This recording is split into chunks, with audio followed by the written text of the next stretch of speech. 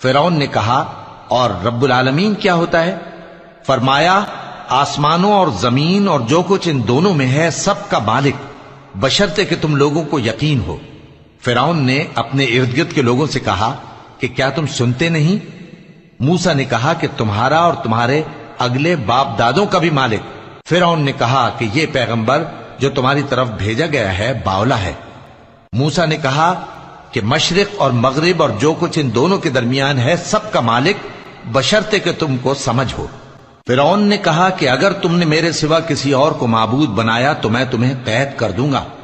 मूसा ने कहा, खा मैं आपके पास रोशन चीज लाऊं यानी मोजेजा? फिरौन ने कहा, अगर सच्चे हो तो उसे लाओ, दिखाओ।